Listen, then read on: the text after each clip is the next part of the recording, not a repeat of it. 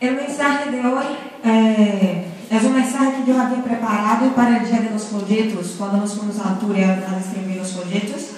Y desde entonces lo tengo ahí guardado, ¿no? Para hacerlo completo, porque en este día no ha sido posible, enfim, el mensaje no ha sido dado por completo.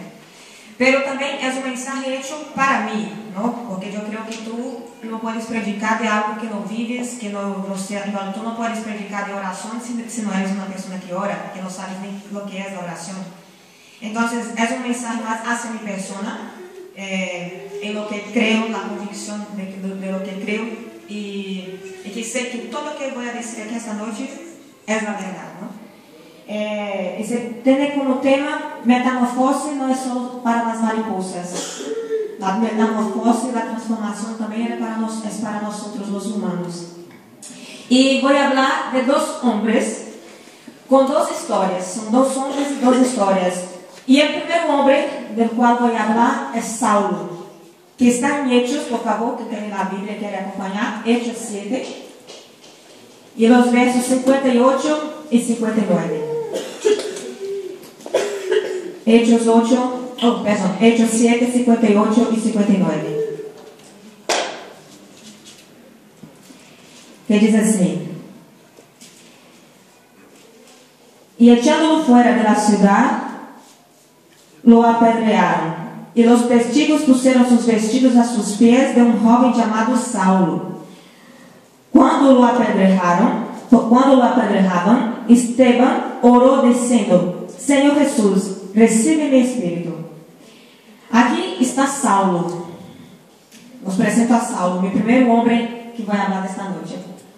Un hombre que por su vida y por el ejemplo que tenemos, es un ejemplo de fe y de maturidad espiritual, que empezó a decirnos mucho a respecto de la transformación.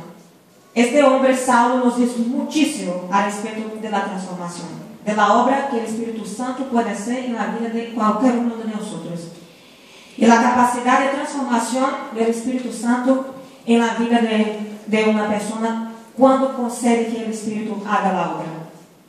¿Y quién era Saulo? Bueno, nació en una ciudad llamada Tarso, en Cilicia, y se encuentra eso en Hechos 22, verso 3, que dice: entonces Pablo le dijo,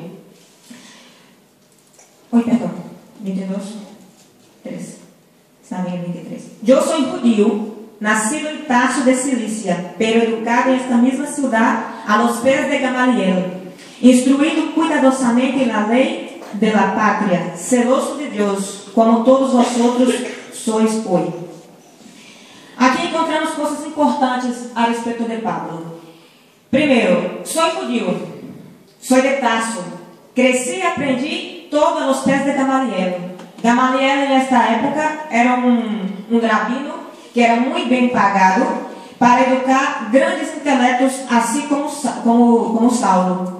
Era uno de los principales educadores de esta época. Era una persona importante. Quien estudiaba con Gamaliel era porque tenía una gran inteligencia, una gran capacidad de intelecto. Y Saulo tenía una gran capacidad de argumentación. Él era increíble cuando hablaba. Y si fuera a debatir con Saulo, uno de nosotros fuera a debatir con Saulo, tendríamos dificultad. Porque era una persona de un intelecto muy grande. Él sabía mucha cosa y tenía convicción en lo que creía. Eso es lo más importante. Porque Dios lo donó de una capacidad intelectual superior a de muchas personas. Él tenía un don superior que lo ha concedido Dios. Y lo mejor de Saulo es que él era una persona sincera, fiel a Dios, era un ciudadano romano, pero por agrupación familiar, y era judío, hacía parte del Sinédrio. ¿Es Sinédrio o Sinédrio? Sinédrio. Bueno, gracias. Y cuando ocurre el apedrejamiento de Esteban, él tenía por lo menos 30 años. Porque nació en la década 5 después de Cristo. Bueno, era de mi edad. Era un joven como yo. cuando ocurre el apedrejamiento de Esteban. Y Saulo participó en el apedrejamiento de Esteban. Incluso en el primer versículo que yo leí, dice que la gente quitaba la ropa y ponía los pies de Saulo, porque quitaban la ropa en esta época para apedrejar. Claro que no se quedaban de todos desnudos porque tenían, ¿no?, su vestimenta por debajo, pero la ropa principal la quitaban y se han puesto a los pies de Saulo, porque él era como, en este momento era como si fuera la autoridad en este momento para tal acto, ¿no?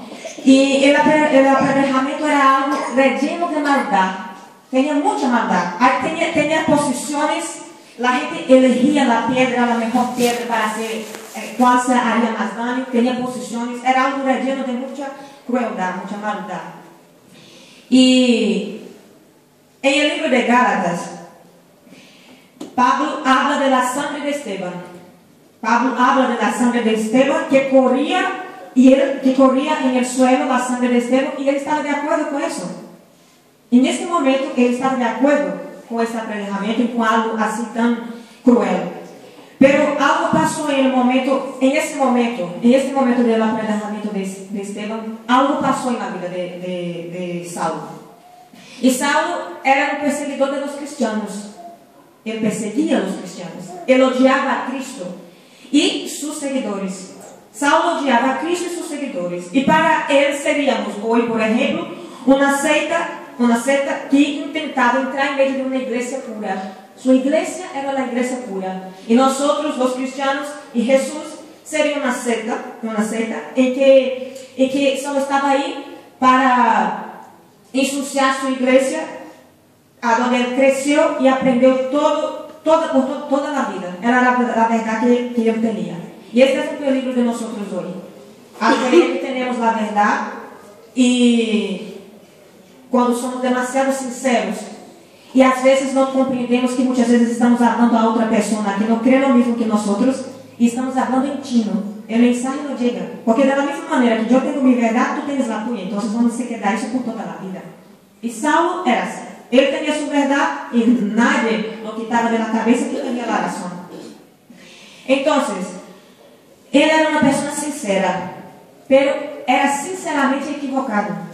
Estaba equivocado en su sinceridad, en lo que decía, es mi verdad y esa es mi verdad y es tal cual la verdad que creo y ya está.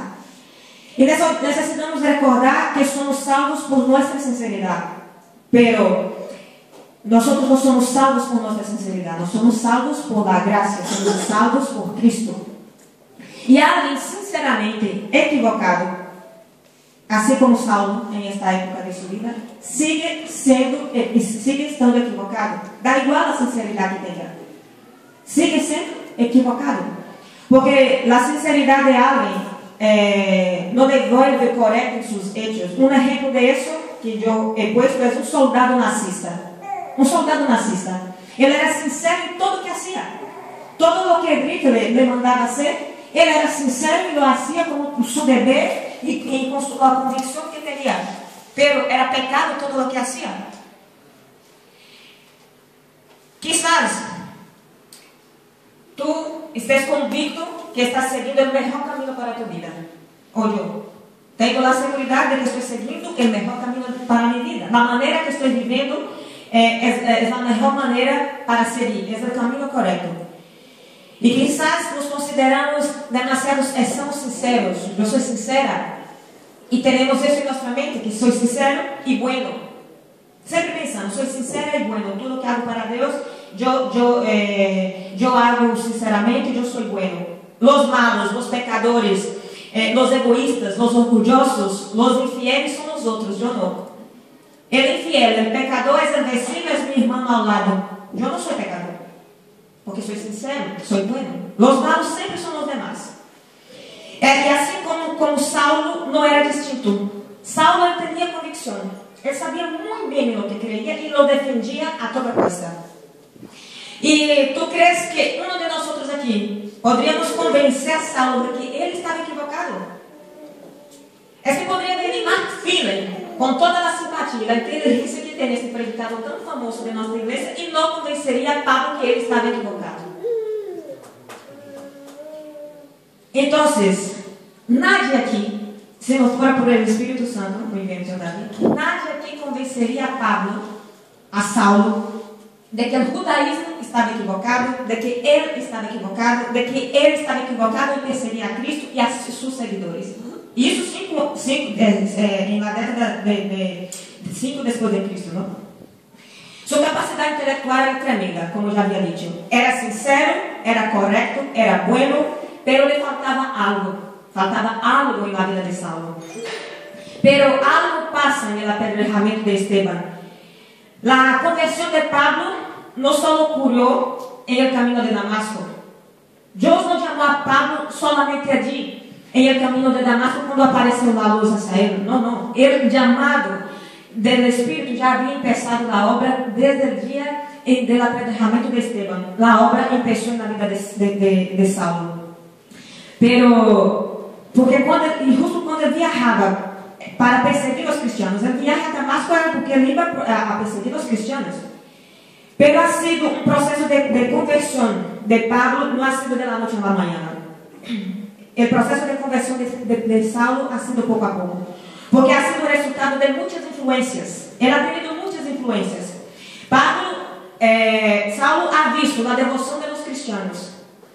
Él ha visto la devoción de los cristianos. Él ha visto cómo era el padre cristiano en su casa. El cuidado que tenía el padre de familia de un cristiano. La dedicación y el amor que tenía en un lar cristiano. Él veía las personas vendiendo todos los bienes que tenía para ayudar al próximo. Y también notaba la transformación, el coraje en la vida de los cristianos. Los cristianos de esta época luchaban y con coraje, es que morían por Cristo. Y él estaba viendo eso poco a poco, cada vez más lo veía. Y esta influencia influyó mucho cuando el Espíritu Santo lo llamó en el camino de Damasco. Ha visto a Esteban pedir, como en el verso que acabo de leer, pedir perdón por el pecado que estaba cometiendo al matarlo apedrejado. Isso tem que haver tocado muito profundamente em esta convicção, em esta mente intelectual de Pablo. Isto deve tocar. Porque Deus usou o Espírito Santo para que mais tarde em Damasco, isto era como abrir o caminho. Deus abriu o caminho. E mais tarde em Damasco, Jesus lhe pudera falar. É que se Deus não hubiera aberto o caminho, Pablo não ia ouvir a voz do Espírito Santo. Porque os profetas hablavam, pero se tu não estás atento para ouvir a voz do Espírito Santo, é que são palavras jogadas ao vento. É como as pérolas al cielo, não? Não é isso que diz na Bíblia? As pérolas que quando no de sus pérolas a los cielos. Era lo mesmo. Então, ha aberto o caminho. E em Hechos 9 nos relata esta conversão. Não vamos a ler porque todos nós sabemos de memória a história, não? Pero está en Hechos 9, todo el capítulo, la historia de la conversión de Saulo. Y Dios le aparece en medio de una gran luz y le pregunta: Saulo, ¿por qué me persigues? ¿Por qué me persigues? Y Saulo no perseguía literalmente a Cristo. Cristo ya había muerto. Saulo no conoció a Cristo, no lo ha visto, pero perseguía a Cristo. ¿Y por qué? Porque perseguia a los cristianos, que era lo mismo que afrontar a Cristo. Perseguir a un cristiano es lo mismo que perseguir a Cristo. Una persona que persegue a un cristiano por lo que sea, está perseguindo a Cristo. O que sea tu jefe en el trabajo, o que sea tu vecino, o que sea un miembro de tu familia, o que sea un miembro de tu iglesia. Se te persigue, não está perseguindo solo a ti, está perseguindo a Cristo. E não está solo na perseguição. Pero isso não é porque Deus te corre a los braços e te lleva por la mano. Não, não. Tu não estás solo porque não é solamente tu que está sendo perseguido. É Cristo. Nenhum ser humano na terra iba conseguir cambiar os pensamentos de Saulo. Ele necessitava desta ação sobrenatural. Há pessoas que é assim. É na escolha do dolor. Tem que ser algo sobrenatural para cambiar sua vida, para conhecer a Deus e aceitar a Cristo. E com Saulo ha sido assim. Não bastam só palavras. Pero esse homem ha sido transformado. Ele sofreu uma metamorfose. Cambiou completamente. E sabemos que Pablo, agora estou falando de Pablo. Antes Saulo, agora Pablo. Es una metamorfosis, una transformación. Pablo sufrió mucho por amor a Cristo, pero mucho. Además, hoy es uno de nuestros íconos de fe, ¿no? De nuestros héroes de la fe. Pero mira qué cosa es la vida. Ha sido apedrejado, sufrió un naufragio, ha sido encarcelado, le pegaron. El hombre que había estado allí testemunhando y siendo a favor del apedrejamiento de Esteban, estaba siendo apedrejado también como Esteban. Entonces, Pablo, antes de ser transformado, era sincero, pero sinceramente equivocado. Él estaba equivocado, por más sincero que fueran sus actos. Pero deja todo. Este hombre deja todo. Deja la riqueza, deja la comodidad de su casa, el confort de su hogar. Deja los amigos, que eso cuesta mucho. Cuando tú cambias de vida, deja amigos, parentela, la familia. Dejó el Sanedrín. ¿Cómo es? Sanedrín, claro. Dejó su vida social para seguir a Cristo. Él dejó todo para seguir a Cristo. Lo más gracioso de todo, dejó todo para seguir al Cristo que él perseguía antes. Es que él perseguía a Cristo y después ha sido perseguido como uno de los que él perseguía antes. Ahora pregunto, ¿qué has dejado tú por Cristo? ¿Qué has dejado de hacer por Cristo? O mejor, ¿qué haces para servir a Cristo? ¿Qué estás haciendo para servir a este Dios que ha hecho tanto por ti? ¿Qué estás poniendo en primer lugar en tu vida? ¿Un amor? Por un amor no estás más aquí en la iglesia. Se ha ido con tu amor por el mundo porque no comparte tu fe y si tú estás en la iglesia no puedes estar con él o con ella. O por un desamor, porque no eres correspondido a lo que sea, no quieres más estar en la iglesia. O por el trabajo, porque tienes que trabajar en el sábado. O por un estudio, o por tu futura casa que estás planeando. O por el Facebook, o por la tele, o por el fútbol, o por el tenis, da igual. ¿Qué Dios está siendo el Dios de tu vida? Está teniendo el primer lugar en tu corazón, en tu vida. Saulo dejó todo para servir a Cristo. En 2 Corintios 12, por favor, ¿quién puede acompañar? 2 Corintios 12, 7 a 9.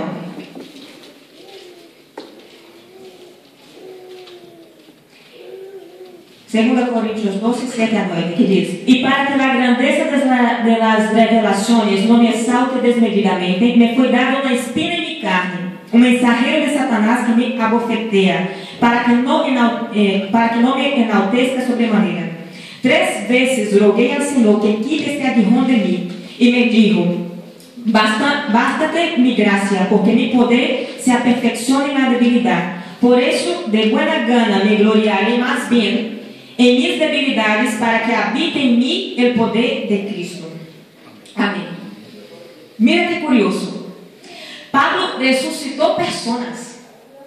Pablo resucitó personas por el poder de Dios. Solo que cuando ora por sí mismo, pedindo para que Dios lo curara de un mal, que tenía un mal físico, en Gálatas nos da a entender que era algo en las vistas, pero tampoco es seguro. Entonces, tenía algún problema relacionado con su visión. Y tengo entendido también que era algo visible. La gente veía, era algo visible. Entonces muchos preguntaban así: ¿cómo es posible que este Señor, que resucita a los muertos, no es capaz de curar a sí mismo? Y él oró 3 veces pidiendo a Dios para ser curado. Y el hecho es que por 3 veces pidió a Dios que fuera liberado de este mal. Y Dios le ha dicho no. Es que Dios ha dicho no a Pablo, un hombre que servía a él y que sufría por amor a él, y que ha sido capaz de dejar todo por amor a él. Estoy hablando de 2 personas, ¿no? 2 historias de vida, pero vivida, 2 personas, pero vivida la misma vida, una misma persona, solo que completamente distintas. Uno era Saulo, era perseguidor. Otro era Pablo, perseguido. Uno ha sido apedrejado y el otro mandó que apedrejara a alguien. De apedrejador a apedrejado, de anticristiano a defensor del cristianismo. Y Pablo vivió una vida de abnegación. No aceptó ni ayuda financiera. La mitad del Nuevo Testamento ha sido escrito por él con la inspiración del Espíritu Santo de Dios. La mitad del Nuevo Testamento ha sido escrito por este hombre. Y ha sido esencial para todo el cristianismo. Es que no podemos pensar en el cristianismo y el Nuevo Testamento si no pensamos en Pablo. Y nuestro concepto de gracia, lo que hoy comprendemos de gracia, lo que comprendemos de la ley y tantos otros asuntos de la Biblia, lo debemos a él por la inspiración del Santo Espíritu. Él era Saulo, pero ha sido transformado. Ahora pregunto, hermanos, ¿cree que contigo no puede pasar lo mismo? ¿Que conmigo no puede pasar lo mismo? Da igual lo que éramos hace media hora. Es que podemos ser transformados ahora. Da igual del pecado pasado o tu vida pasada. Da igual lo que era antes. Da igual si antes eras un apedrejador. Lo que importa es si hoy estás siendo apedrejado por defender a Cristo. Entonces, ¿tú crees que Dios también no puede transformar a tu padre, a tu novio, a tu vecino, a tu hermano de iglesia? Es que Dios puede transformar a cualquiera, a tu enemigo. Si tienes un enemigo, créalo que Dios puede transformar su vida. Porque un día Dios transformó a Jacob en Israel. Un día Él transformó a Abraham en un padre de una gran nación. Ha transformado a David, un pastor de ovejas, en un rey. Y un chico que era olvidado por su familia, que en el momento de pedir la unción para el rey, su familia ni se acordaba de este hijo. Y Dios puede transformar cualquier vida, incluso la mía. Y puede reescribir la historia de quien sea. Y lo mejor, nuestra historia puede ser escrita por el dedo de Dios y con la sangre de Cristo. Y seguro que solo será una historia de victoria. Porque un futuro glorioso nos espera, que es Jerusalén. Y Dios puede transformar cualquier vida así, puede reescribir cualquier vida así, y puede cambiar completamente nuestro ser. Y los demás pueden haber perdido la esperanza en ti. El hermano de iglesia puede haber perdido la esperanza en ti, no cree en ti, en tu fe, en tu cristianismo. O tus padres pueden no creer más en ti, que tú tienes maneras de recuperarte. En fin, los demás pueden haber perdido la esperanza y no creer en ti. Por eso Cristo dice, y ya termino, y conoceréis la verdad, y la verdad os libertará. Por eso es un deber de nosotros como cristianos, como adventistas, como seguidores de Cristo, estudiar su palabra y seguir lo que está escrito en esta palabra. Porque tenemos aquí un plan de salvación. Tenemos aquí un plan donde te diz, serás feliz. Porque Pablo, por ejemplo, era una persona que no vivía en el pasado. Es que no veo este hombre lamentando por la vida que tenía antes. Solo veo hablar de una gloria futura, de lo que espera mañana. Y no le importa más los amigos que ha perdido, la riqueza que tenía, la comodidad que quería. Él solo miraba hacia adelante. Y con todos sus dolores. En la escuela del dolor estaba Pablo. Lo que pasa es que él ha elegido cambiar el rumbo de su vida. Él ha elegido a Cristo y ha elegido cambiar su vida. Y a partir del momento que tú aceptas ser cambiado, ahí sí, el Espíritu Santo puede obrar y hacer algo por ti. Mientras tanto, da igual que venga Moisés, Abraham, Mark Filler, Bullón o 12 personas enteradas. No vas a oír.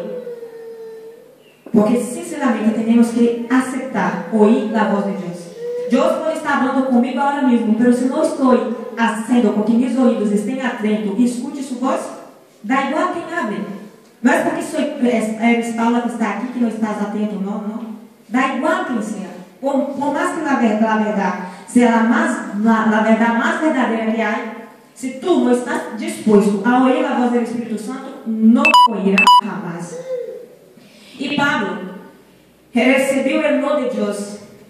Pero te digo que personas transformadas también reciben el no de Dios.